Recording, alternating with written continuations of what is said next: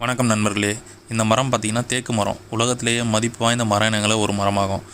இம்மரம் பார்த்திங்கன்னா தமிழகம், மத்திய பிரதேசம், ஆந்திர பிரதேசம், கர்நாடகம் மற்றும் மகாராஷ்டிரம் போன்ற மாநிலங்களில் வறண்ட பகுதியில் கூட நல்லா வளருங்க. கேரளாவில் அதிகமாக மழை பெய்யுறதுனால அந்த இடத்துல நல்லாவே நன்கு வளருதுங்க.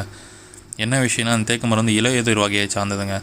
இது நவம்பர் முதல் ஜனவரி மாதம் இடைப்பட்ட காலத்தில் எதை எதிர்த்து நீண்ட நாட்களுக்கு இலையின்றியே இருக்குங்க. இந்த மரம் இம்மரம் நல்ல வலிமையும் கரையான் தாக்காத தன்மையும் கொண்டதுங்க. இம்மரத்தில் பார்த்தீங்கன்னா ஒளி விரும்பி இது நல்லா ஒளி அப்சர்வ் பண்ணி சூரிய ஒளியை நல்லா கிடைச்சதுன்னா மரம் நல்ல முறையில் நீண்டு வளரும். தேக்கு மரம் வளரும் இடத்தை பொறுத்து மாறிட்டே இருக்குங்க. 15 ஆண்டுகளில் சுமார் 15 மீட்டர் உயரமோ 90 சென்டிமீட்டர் வரை சுற்றளவு இருக்கும். 30 ஆண்டுகளில் சுமார் 25 மீட்டர் உயரமோ 105 சென்டிமீட்டர் சுற்றளவு வரையும் இருக்குங்க.